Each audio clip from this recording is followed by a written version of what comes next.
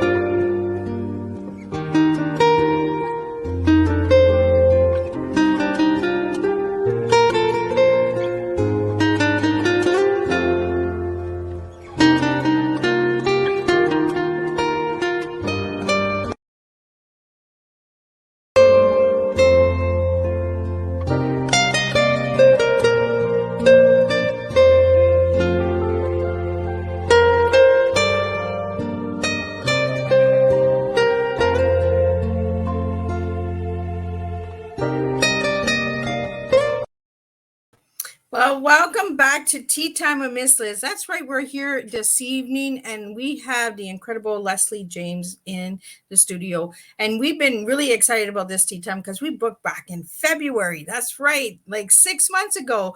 And I can't wait to have her on here and share about Last Wishes Consulting.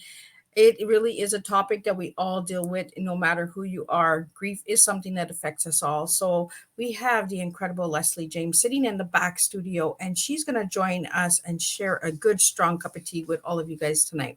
So before we get started, we're going to do all the good stuff. We're going to do disclaimers and a little bio, and then we're going to get Lesley in here. We're going to spill a good, strong TEA with all of you guys tonight on Tea Time with Miss Liz. So be sure to share this tea time, get it out there, and subscribe to the YouTube channel, and you will be notified for all tea times going live, as we are live now on this channel. So, disclaimer for Miss Liz's live tea time shows. Miss Liz myself is going live using StreamYard. Before leaving a comment, please grant StreamYard permission to see your name at StreamYard.com. Please be advised that the content brought forward for any tea time show hosted by myself, Miss Liz, is always brought forward in good faith. However, may bring forward dialogues and opinions that are not representative of my platform. The facts and information are perceived to be accurate at the giving time of airing. All tea time guests and audience participants are responsible for using their good judgment in taking any action that may relate to the discussion. The content brought forward may include discussion for some where they may be emotionally at risk. It's significant to know that this show is engaging in discussion forums only to offer and inspire awareness and connection, and is not providing therapeutical advice. If you have any questions about the disclaimer or the panelist discussion, you may freely contact me through my email at bookingmissliz@gmail.com. Moving forward, should you choose to voluntarily participate in tonight's show in any aspect, I myself, Miss Liz, welcomes you. And should you find that the show is not made for you at this time, I respect your wishes and will see you at a later show at a later date and time. Again, all tea time shows are hosted on Thursday, 10, 3, and 7 p.m. Eastern Standard Time. And if it's not a Thursday, it's a rescheduled tea time, and that will be done on a Monday and a Tuesday.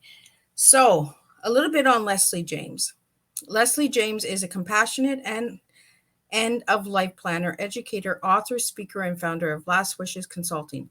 She became a licensed Willow EOL educator and offers a variety of workshops to a global community. As a licensed funeral pre-planner with the Bereavement Authority of Ontario, she is honored to serve families in the province with pre-arrangements and aftercare.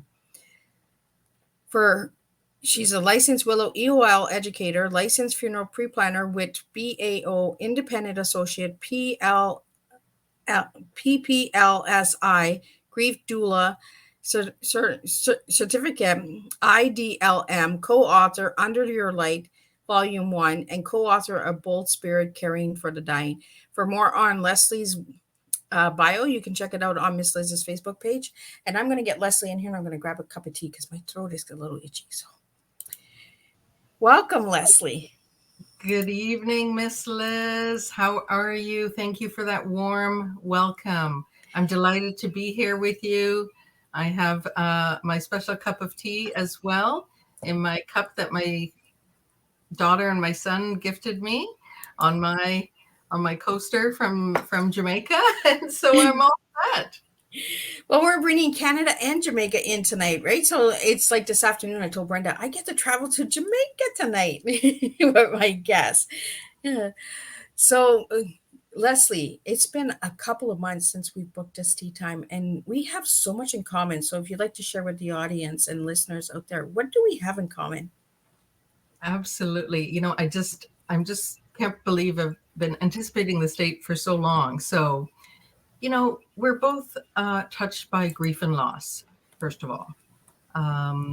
We'll get into that. We are both authors, co-authors. We're both about educating and advocating for others. My favorite beverage is tea. And I am living here in Ontario since 1976 when I immigrated to Canada with my family. Wow. So you've been here for quite a while. So how old were you when you moved to Canada? Yeah, I was 9. I was 9. So yeah, there was just a lot of political unrest. And so we made just outside of Toronto our home. And basically I've lived in Markham, Ontario, which is just north of Toronto. I've lived in Markham since 1999. And I became an end-of-life doula. EOL stands for end of life. So EOL is just the short form for end of life. So I have a degree in economics and my whole world got turned upside down. And this is a calling for me. So I left a corporate job and I went and I was drawn to do studies in hospice and funeral pre-planning, bereavement, grief, loss, death, dying. And I became an end-of-life doula and also a grief doula. A lot of people might not know what the word doula is. And did you want me to elaborate on that? Yeah, please. So because a lot of people might not know what a grief doula is compared to a birth doula. Exactly. And there are so many different types of doula. Doula is the term, it's a Greek term, and it means one who serves or helps. So most people, you're right, have heard of a birth doula that helps the mom and the family and the newborn as they enter the world. So a death doula or an end-of-life doula helps the person who's dying and their family as they are transitioning. But also, a lot has to do with the preparation for death, talking about death, grief literacy, death education, end-of-life planning, and that's where I come in. An end-of-life doula or death doula in Canada and most of North America is not regulated yet.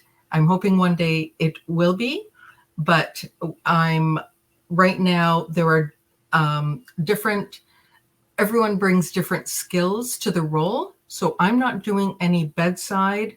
There are end-of-life doulas who will do bedside vigiling and maybe some personal care. I'm not doing that. I'm more on the practical and spiritual and emotional support side of things. So Lesley, no, go ahead. Go ahead. Well, so there are, doulas, there are grief, and then I was drawn to grief. So I did a certificate program with International Doula Life Movement, IDLM, and I'm a grief doula as well. And there are pet doulas, there are cancer doulas. So doula is just a Greek term. And the most common one that people have heard of is a birth doula, but end-of-life doula, death doula. I prefer end-of-life doula. It's a little bit softer, but just sadly, we live in a death-fearing society. So, but death doula, end-of-life doula, grief doula, that's who I am. Well, you bring a good point, Lesley. The fear of death. Why are people so afraid of death? We should be born knowing that we're going to pass, right? Like, why is the fear there? And it's not just It's not every culture. I just find in Western society, for the most part, and not everyone, it all, it's 100 years ago or more than 100 years ago, people used to die at home. The living room was the room at the front of the house. It was kind of like a parlor, and there were home funerals, which are coming back. But society is just, grief is love. So the more deeply you love, and the loss of someone, whether it's, I kind of talk about the 3 Ps, whether it's a person, okay, person, you lose someone in your life dies, pregnancy and child loss, and pet loss. Those are really difficult. But there's other kinds of losses too, and I'm going to touch a bit about that, if I may, when we get through this conversation. But yes, this is my role, and many end-of-life doulas and people in the bereavement sector, is to empower people to have the conversation. There are decks of cards that can embrace it. There are, I'm also Willow EOL, or Willow End-of-Life Educator and Planner. And I host workshops globally. There's 10 different workshops that I host. I just got through a whole series on that on Eventbrite. And one of them is how to stop procrastinating with end-of-life planning. There's 5-minute legacy love letter. There departure directions. What are your last wishes? And that's why I founded, Last Wishes Consulting, to bring education to the public. I'm a licensed pre-planning advisor for funerals in the province of Ontario. So I just want to add to your disclaimer, and I like your disclaimer, but I do not provide medical advice, financial advice, or legal advice. But I'll talk a bit about PPLSI, which is Pre-Planning Legal Services, Inc. And if anyone's interested in getting their will done, it's such an important document. Your wills, your power of attorney for personal care, power of attorney for property. I can point you in the right direction for that. Well, and the reason that we have these disclaimers is because a lot of people, they'll take it as an offense if there's no disclaimer, like you didn't warn me, you didn't give me up, and I always try to give trigger warnings or anything like that, especially when we're talking about the heavier subjects like grief. For some reason, grief is a topic that scares a lot of people. It traumatizes a lot of people. It brings up a lot of emotions. We talked about that even before we went live. You had asked if it was okay to talk about certain things. I'm okay with my grief. But a couple of years ago, I was not okay with my grief. I was going through the complicated grief. Little things would set me off, and I'd be like, no, I can't do that. I'm gonna just avoid that. I don't want to talk about it. I'm just gonna avoid it. It's gonna go away. But we all know grief doesn't go away. It's there, and we have to deal with it. So, but for the listeners out there and viewers that are listening and that will listen to the replay later, we're here to bring you the education and to bring you the awareness that there are services out there. Myself, I didn't even know there was bereaved services out there until I lost my father in 2016. I never knew of any services before that. And that's my attachment with bereaved families, is I just went for a walk when my dad died, and I found this place, and I was like, what is that? Like, what kind of service is that? And then I went home and I asked my spouse, and he's like, well, that's for people who lost somebody. And I'm like, well, I just lost my dad, so that's what I need. So, and that's how I came upon, the moving and finding bereaved families. But Lesley, how did you find bereaved families? So a dear friend of mine died in 2018. Actually, 2 of my friends died, one in 2016 and one in 2018. My girlfriend and tennis partner, she was only 49. And 2 years later, or actually 13 months later, my other friend, I had attended high school with him. We were friends, and he died at the age of 51. And ironically, where they both live, there was no hospice. They had been sick for quite some time, number of years. And they ended up, again, coincidentally, ironically, dying at the same hospital. And I was there with their families. And when they died, there were similar situations with teenage daughters and aging parents and siblings with busy lives of their own. And no conversation had been had with what their last wishes were. So I was grieving. I didn't know what to do. I started Googling. I was able to share a chapter in a book called Bold Spirit, Caring for the Dying. I wrote a chapter called Serenity and Mindfulness, and I was grieving, and it was a bit of a complicated grief because of the relationship. A lot of people were saying, well, why are you, this is not a parent or a child or a spouse. Why are you grieving so much? But grief is very personal, and I will never judge someone's grief. And I just started Googling and writing. I found very therapeutic to write about my grief. It took some time. I'm very okay talking about it now, but you're right. 4 or 5 years ago, I couldn't get out of bed. Grief was just so heavy. And I have studied Elizabeth Kubler-Ross and David Kessler, Megan Devine. There's so many tools, resources, podcasts, books.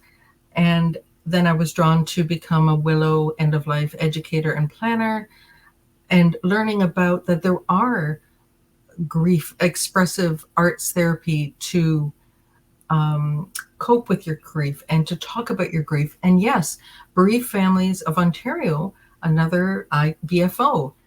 I was, of course, this was during COVID. I studied through them, took an intensive several week-long program to become a volunteer with BFO, to become a group grief support volunteer with BFO, or Bereaved Families of Ontario. This was on Zoom. I would support people in group for mixed loss and partner loss. Very tender. I knew my limits were, and I did not do any child loss. That's not my specialty.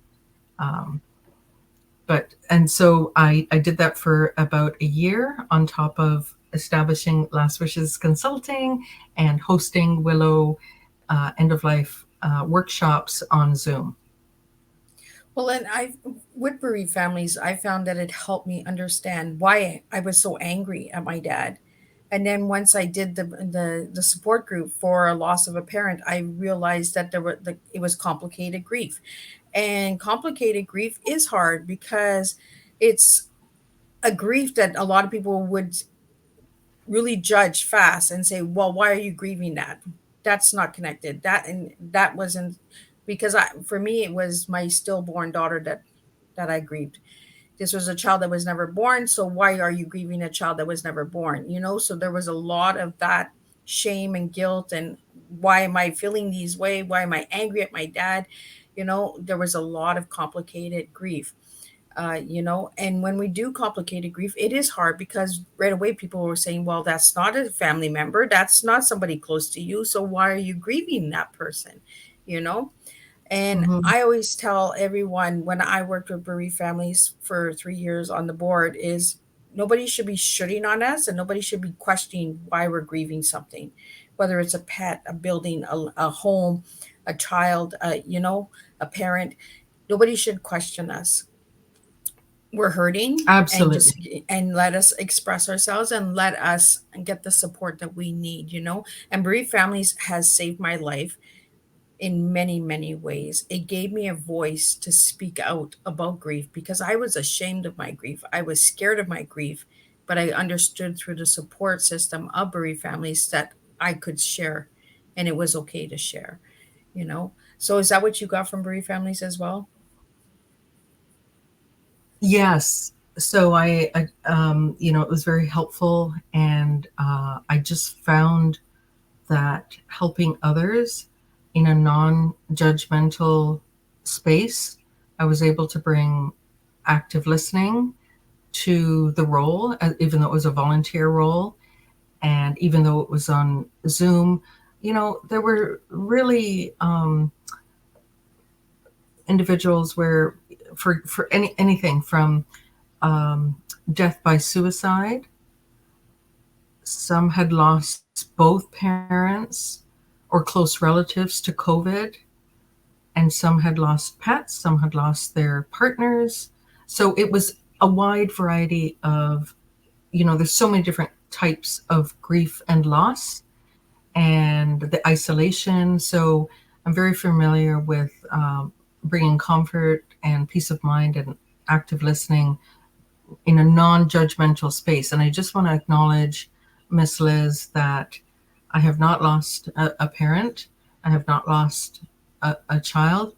And I want to just acknowledge and share warmth from my heart as you carry your grief. Your grief right now might be a lot, you've grown around it, right? But you will always carry it. So I'm just acknowledging that. And yes, the other role that I volunteer at for over 3 years is with Bereavement Ontario Network. So I've been a volunteer with York region, Dufferin region, and Simcoe region, and the role is shifting a bit to a communications role where I'll be teaming up with another member. So it's just a wonderful network to be part of, along with the Death Doula Ontario Network that I'm a member of.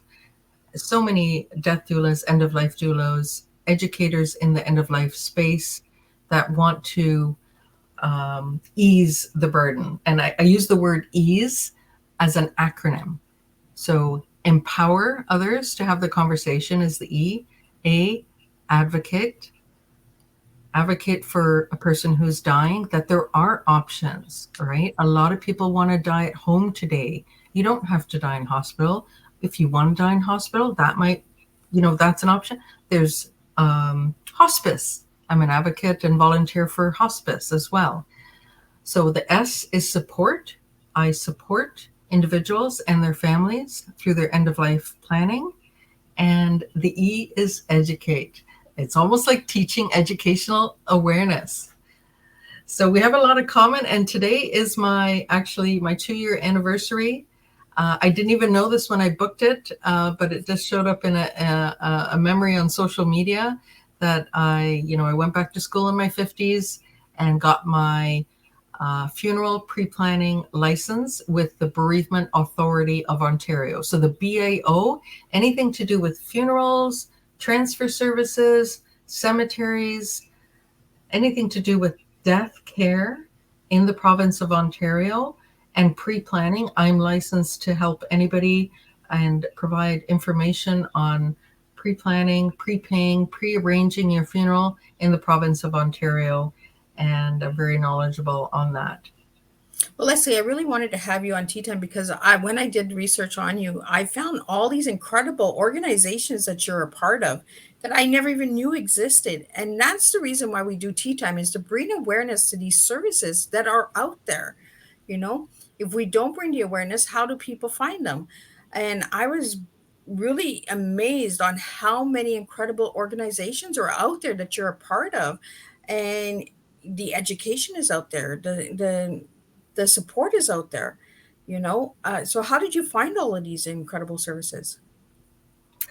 Again, when I took a course in March of 2020, it was June of 2020. A lot happened at the beginning of 2020 when COVID started, and I took a course, end-of-life doula course through Douglas College. Of course, it was virtual. And then I found Olga Nikolaev with the Death Doula Ontario Network. I've been a member since June of 2020.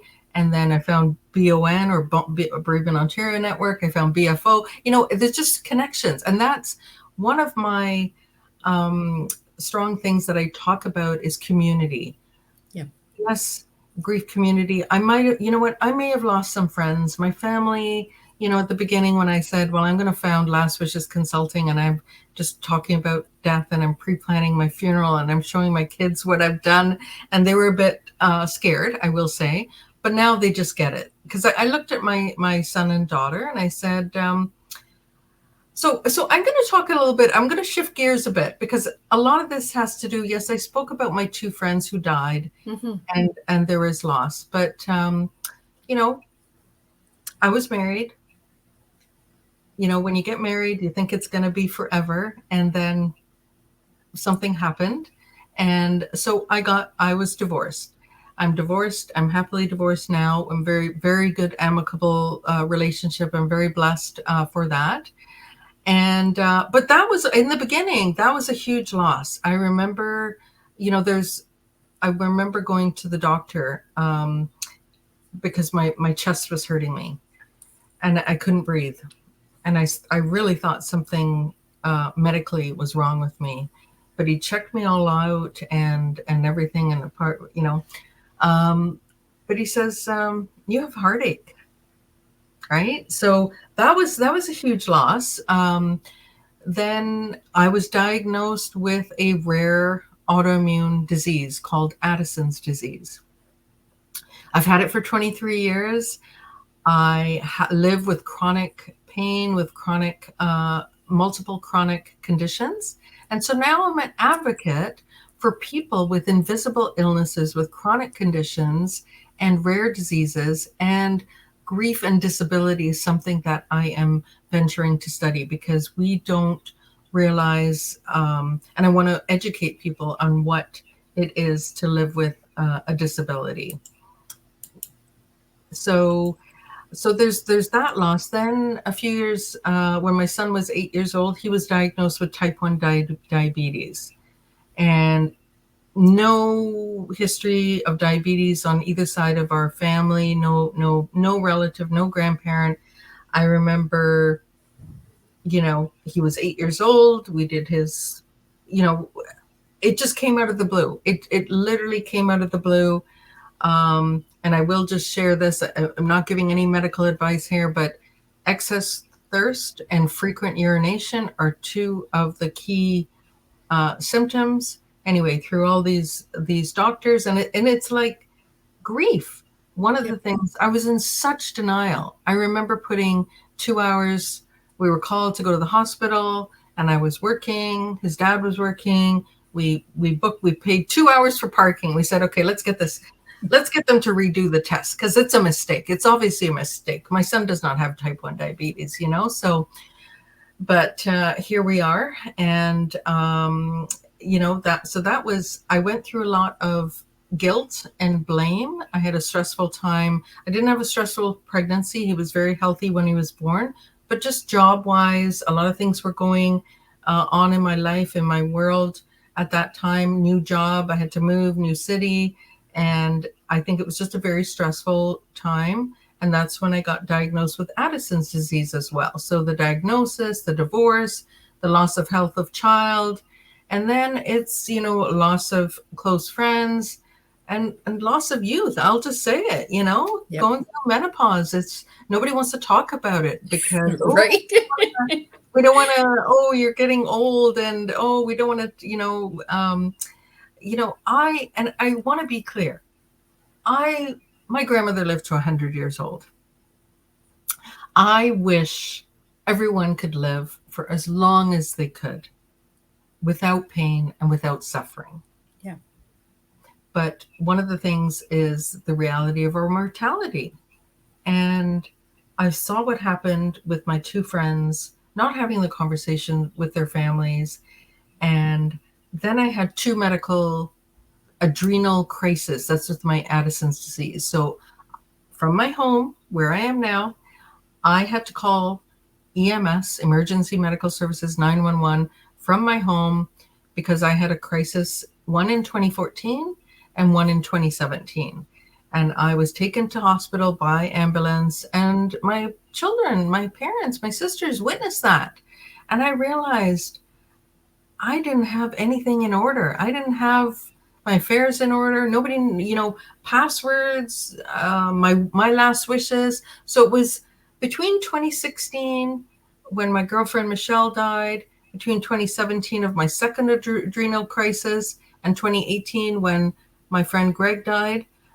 those were very pivotal moments for me that said, okay, what is my purpose? Yeah. And my purpose is an end-of-life educator and planner. And I want people to talk about it. And just like sex, talking about sex is not going to Right? make you pregnant, right? Everybody does it. Like, yeah. It's actually, that movement came out. I remember it was in,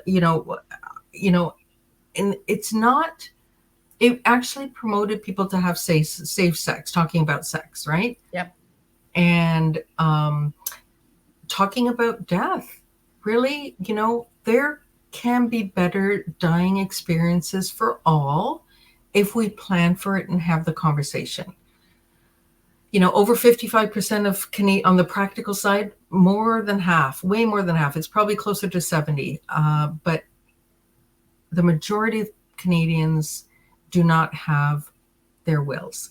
And I will say this number, I've studied it, it's pretty much a global number. So whether it's the US or in the Europe or UK, it's more than half, and everyone needs a will. And that's really what I'm here to have the conversation, as well as, it could be from anything from organ donation, or do you know about hospice, right? Hospice is not a death sentence. It's actually, really wish people who are dying and palliative care, could be given the option for hospice. I had a lot sooner. Yeah. I have a dear friend who, in her final days, her family, and this is in Ontario, her dog was able to lie on the foot of her bed in hospice and come visit.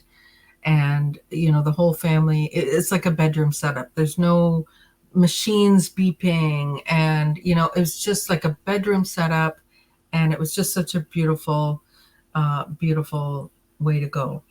And so have an exit plan, have the conversation, and write your letters. Tell your people now, today, how much they mean to you, how much you appreciate them, how much you love them. Well, and I really appreciate you, Lesley, talking about your divorce and your son's health and all of that. And Addison, that's something else we have in common, because I have a cousin who was diagnosed with Addison at the age of, I think he was 21. And you're the second person that I know of that has Addison's disease. It's not a really out there illness. Like it really is an invisible illness. They were traveling with my cousin, and my cousin just could not breathe.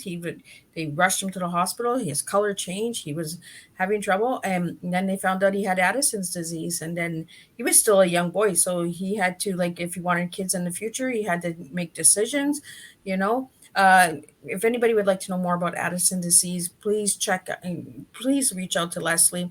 Like I said, Lesley, you're the second person that I know of that has it. My cousin has it. He talks about it a bit, but he doesn't really know about it or speak about it, or maybe he's trying to understand it himself. So, and I've had Addison's disease for 23 years. Okay, and it's only recently, because it's that whole judgment thing, right? Yep. And I don't, I was working full time, very, I had hard times, right, balancing bringing up young kids, marriage. I had a long commute, very stressful. So Addison's disease is a stress disorder. And basically autoimmune means something in your body. So in my case, my own body attacked my adrenal glands, which are little walnut-sized glands that sit on top of your kidneys.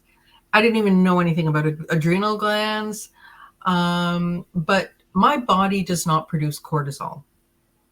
And cortisol is the stress hormone, and it impacts hundreds of things in the body. So this is the whole end of life planning as well, right? And yes, now it used to be 1 in 100,000 people diagnosed with Addison's. I think it's, according to the Canadian Addison Society, which I'm a member of, there are now, it's closer to six people per 100,000 in Canada. Anyway, that's how rare it is. So yeah. I hope your cousin is okay. But yeah, I never talked about it because Two things. I didn't want anybody feeling sorry for me. Yeah, that's yeah. Right. But I wanted compassion and understanding. And some people still don't understand. So I have to plan. There's somebody who came up with the spoon theory. I'm a spoonie, or a zebra. I'm rare. I'm proud to be rare. I can't do two things like like I'll do this and I'll be sleeping, right? I'm done for the day. That's it. And I can't, like, if I have a birthday party or there's a celebration, a family thing, or I want to do something on the weekend, okay, that's my one thing, and then the next day I have to rest.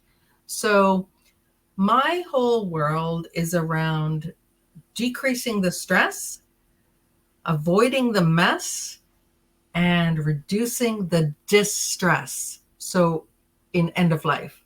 So stress, mess, distress. I don't want anybody to have any of that. And when I talk about, so we talk about stress. Death can be stressful. Grief can be stressful, loss.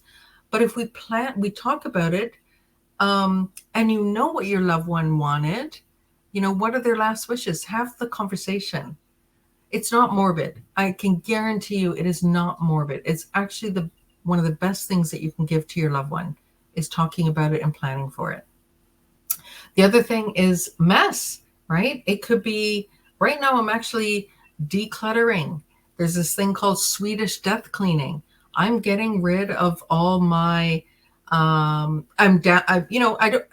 paper, I'm filing, I'm getting organized, I'm donating, I'm selling, I'm slowly downsizing. Yes, I have a lot of books. I like to collect books. I like to read books. A lot of them are grief.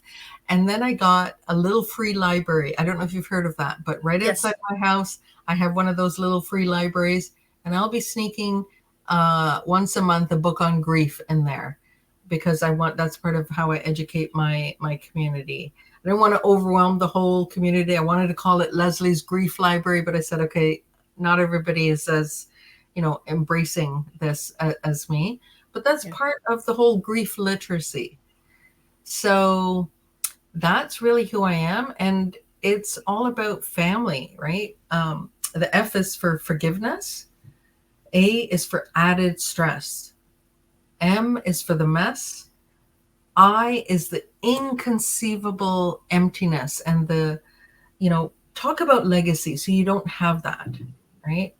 L is the legal, right? And get your affairs in order. Your everyone needs a will, power of attorney for personal care. That's how you want to be, and it could even not even to do with dying, but if I had a stroke, who is going to have authority in how to take care of my body? And same with the power of attorney. We call it power of attorney for property in the province of Ontario. I've assigned someone to take care of my finances if I am unable to speak about that. And then the Y is your distress, like your mental health. This will ease the stress and the burden on your loved ones if you just have the conversation. And I think it's really deeply important that we bring this topic to the table, because when people pass, if we're talking about it before they pass, we're preparing ourselves. It doesn't mean that the grief won't be as hard. It just means that you're prepared. It's just like going to a job interview. You prepare yourself. You're going to a new school. You prepare yourself. We're preparing ourselves for death because it's going to happen to all of us. We're all born and we're all going to die, and we shouldn't be afraid of death. We should have the open conversation over the table. What would you like if something would happen to you? And we have people that are dying at any age. So we can't just say when you're older or that. There's children that are passing. What would they like for their last wish? And I really love that your consulting business is called Last Wishes, because for me it was a dandelion. That's why I put it in the video, is when some see that as a weed, but sometimes people see death as a weed as well. So if we look at it in a different perspective and we blow it and we let it open, we can see the beauty in death, Oh, your words are beautiful, and it's interesting that I was debating on what background to use, and I'm going to have you hopefully as a guest on my Grief Lounge with Lesley. I've just started, I've only had one episode so far, but I have a background with the dandelion blowing in the wind. So we think so much alike, and it's gonna be awesome if you could be a guest on my Grief Lounge with Lesley. I do want to just hope your cousin is okay. Back to the Addisons. 23 years, I never really talked about it until an opportunity came up for me to co-author a chapter in my second book. And this is called Uncover Your Light, Empowering Stories of Hope and Resilience. So this came out last October, just after Thanksgiving, and it's with 19 other women sharing their stories. And I decided, you know what, it was time. It was time for me to share my story so I can help others, because I firmly believe that sharing our stories of invisible illnesses empowers us to recognize that we are not alone. Okay.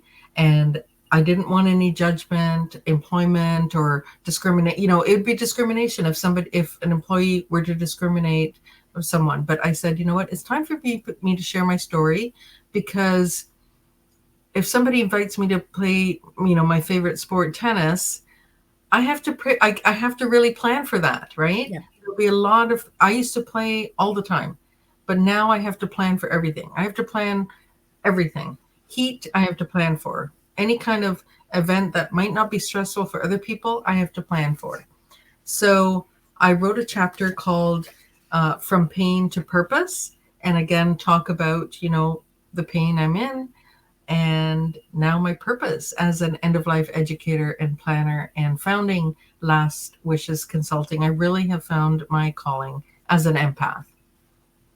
Well, and I think sometimes our griefs put us on a journey, right? That we might have not ever seen had we not lost someone. That was what happened to me when my dad passed. I didn't know about bereaved families. And once I did the support groups and did the support group for my daughter and all of that, I was like, I want to know more. I want to know how I can help my community. I want to understand grief more. So how do you do that? You get involved. You volunteer your time. A lot of these services, you can volunteer your time. You can go in, you can talk, and you can get all the different people out there that don't know about the services. Like, there's a lot of things that I learned about bereaved families once I found them. But before I didn't even know there were services. Hospice, I never even knew about hospice until 2016. And I was like, wow. Oh no, it was 2015 when I found out about hospice, because I started doing events for hospice, jamming for hospice. And I didn't even know what hospice was. I was like, what is this name? What is this place? Like, is that where people, like, where do people go? Like, what kind of people go there? Like, it's a nice name, hospice. It sounds calming and relaxing, but I never even knew what hospice was until I got involved with it. And then I found out that it was very a peaceful environment. It's like you said, Lesley, it's like you said, like, there's no beeping machines. There's no, it's very open and very homey. It's like going in your bedroom and just sitting and watching TV, bringing your pets in, reading a book, do some coloring, And I will add to that there are typically, there's different kinds of hospice. So the hospice that we've sort of been talking about up until now has beds. Some are 5-bed, 6-bed, 10-bed hospices in various cities around the world. And we need more hospice. Usually Yes. they're government funding and a small amount, but they typically rely on fundraising and donations. Where I live in the city of Markham, which is just north of Toronto, Canada, the hospice I volunteer for is called Evergreen Hospice. And the bereavement support, I found Evergreen Hospice when my mother-in-law died in hospice in a different city in west of Toronto. It was a little too far for us to go, but hospice yes, other than the physical space, hospice, it could be a building with beds, but hospice is also offered to and brings the services to people's homes. So where I live, there are no beds. We're hoping one day that there's a building with beds that people can go to. I would love to die there. But right now I'm planning to die in my home. But you know what? Don't know. But it's the bereavement support. So I've volunteered with hospice doing bereavement support, and it's just phenomenal. Again, they have group support, and it's just fundraising. Such, Hike for Hospice is a big thing in the month of May. It's an incredible opportunity. And for anybody that wants to get any information on these services, Lesley, what's the best way to find them? So, just if you just Google hospice and then your city, you'll be able to find them. We can, if anybody is in Ontario and needs help with that, I can certainly look for you, help you. But it's typically, there's Canadian Hospice Association, there's national associations, but it's pretty much more and more are being built. And we've just got to get the word out that this is an option for people at end of life. And I think people are starting to talk about death. I think when we had to stay at home and we had to really look at family life, and when we were locked down, we had to find different services. We Googled more, we used the services more. A lot of the virtual events that were being given during that time. So during that time, there was a lot of people that were stuck at home. So a lot of people did die at home. They did, they couldn't go to the hospital, or the hospital would take them, and then the family wasn't able to say their goodbyes that way. So, how do you feel since COVID has passed and the pandemic has passed? How do you feel, Lesley, on the services now for bereavement? Oh, I think they have just, exponentially, they were good and great before, but I firmly believe that it brought out, the pandemic, COVID, and the more deaths that we're having has definitely empowered people to have the conversation and realize that there are these incredible resources like hospice, and that you don't need to go it alone. There's so many people volunteering with hospice. If anybody's looking for a place to donate, they rely heavily on fundraising. But yeah, grief support in general, whether it's a bereavement network, an organization, it is needed for all kinds of loss. Definitely the loss of life, bereavement. Hopefully one day there will be workplaces that can give, I'm advocating for people to have more than just 3 days time off when your loved one has died. So I think we still have a long way to go, but it's definitely improved from what it was before COVID. So we have a question here. What is green burials? I'm glad you asked that. So green burials is just a more environmentally friendly option. Now, depending on whether you live in a city or whether you live, close to me, because I live in a city, there are hybrid cemeteries which have sections of a cemetery that you could have a green burial. And there's restrictions on what can be allowed. For example, no embalming of the body isn't allowed. Sometimes there is a wicker casket or a shroud that is used, and the decedent is placed into the ground. There would be probably wildflowers growing. The grass is not mowed. It's just a very natural burial, final resting place. There would be no tombstones or gravestones allowed, no markers. You could have maybe a plaque nearby or a natural stone.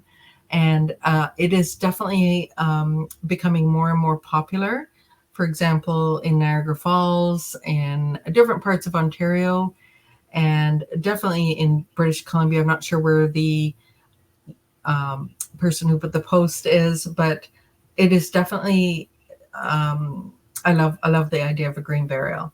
There's also, it's not just, and that's what I do in my end of life education with Willow and with Last Wishes Consulting, is it's not just about burial and cremation. There are so many more options. In Ontario, probably over 70% of people now are choosing cremation, and that's the typical flamed cremation that we think about. But there's also aquamation, which is water cremation. And yep, I've investigated it, and it is legal in some provinces. It's not yet legal in British Columbia, but there are places in Ontario that and if you go to my website, there is a podcast. You scroll down, lastwishesconsulting.com.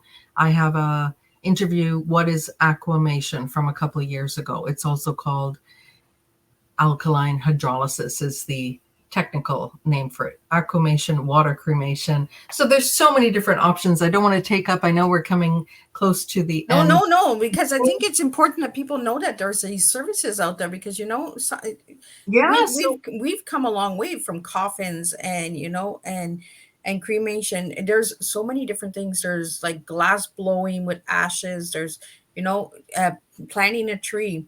Yes, and scattering has become very popular as well in the province of Ontario. You can scatter cremated remains on Crown land. So again, this is the pre-planning funeral, what I learned so much. I was a pallbearer at my grandmother's funeral. So again, I think I mentioned she lived to 100.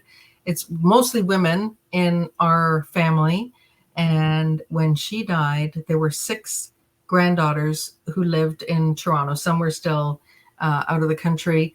And my dad, as his mom, said, I would love if her 6 granddaughters who are here be the pallbearers. And I think the church and the cemetery thought we were a little bit crazy because even though she probably weighed less than 100 by that point, that casket was heavy. But you know what? She was such a strong woman in our lives, and we lowered her into the ground. And this is where my final resting place will be, because I've done the research, and I know that I'll be the first in my family that is not going to have a traditional burial. And it's okay to continue traditions. Traditions, I believe in, they're very important. But if it's also okay to start new traditions, right? Right. So just based on my knowledge, and I had the conversation with my children, I said, I'm planning to have my cremated remains, hopefully aquamation. Would you like them? And they said, no offense, Mom, we love you, but we don't want to lug this urn around, right? So we talk it's an important conversation. But so I said, okay, right, I'm going to make my own plans, and I've contacted the cemetery, and I've given them all the documentation, because my name now, James, I kept my married name, and it's not what my maiden name is. I had to give 3 pieces of documents to show that I'm related to my grandmother. So when the time comes, they can open up the grave, and I'll be added and reunited with my grandmother there. So there's just a lot of things that we can discover over tea times like this, right? Right. We're almost at the hour. So before we get to the hour, I do want to get your tea, Lesley. So what tea would you give me if I ask you what your TEA is? So my tea is trauma and grief informed. I know that's a big tea, but medical trauma. I also will have talked about beyond trauma. I spoke at a global conference in March, and it's how to move beyond trauma.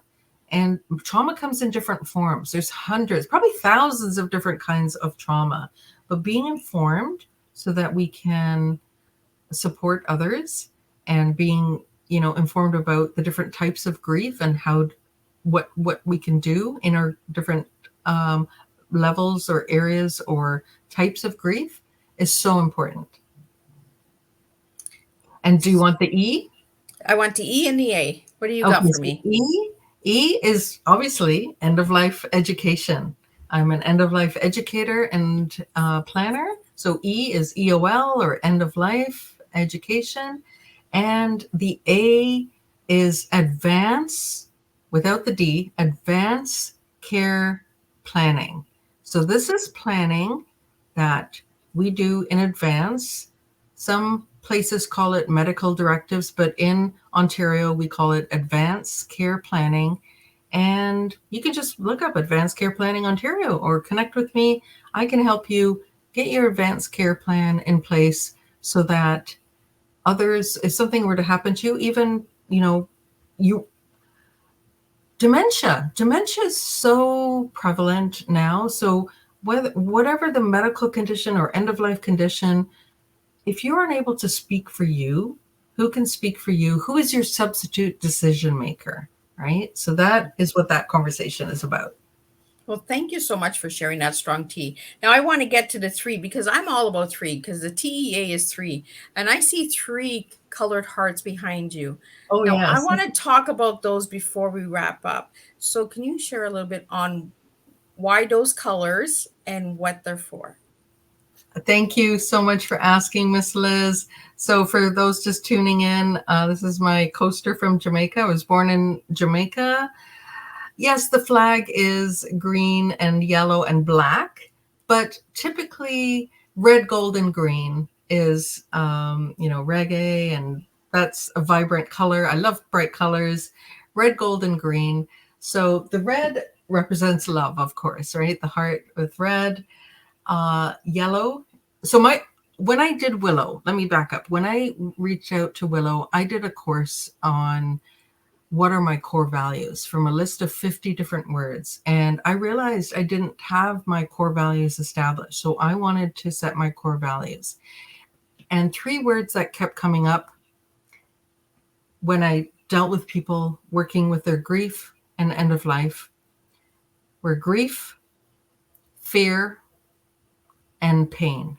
And I said, okay, what is Lesley about, and how can I help others with their grief, their fear, and their pain? So the L is love. That is one of my core values. The the W is wisdom. Knowledge is power. Wisdom is empowering. And the C is comfort. So red, gold, and green, love, wisdom, comfort. And I always sign off my emails with sending love, sharing wisdom, and offering comfort. Because I firmly believe that love softens grief, that wisdom embraces fear, and that comfort soothes pain. I think it's really deeply important bringing those colors in, talking about Jamaica. We took a trip to Jamaica tonight with Lesley. She's been in Canada since 9, but she still was born in Jamaica. So we went to Jamaica Lesley style, and we really have to just look at different things in different perspectives, different eyes. It's just like that dandelion. Don't look at it as a weed, look at it as a wish, the last wish, the end of life. And that's what Lesley talked about tonight on Tea Time. So I really want to thank you, Lesley, for sharing all the wisdom and the comfort and the love that you brought to the table tonight. It really is empowering. You give hope and inspiration to the people out there that are maybe afraid of it. So let's take the fear out of it and let's start talking about death in a new way. Let's start talking about it with tea. Grab a tea and get the love, the comfort, and the wisdom out there.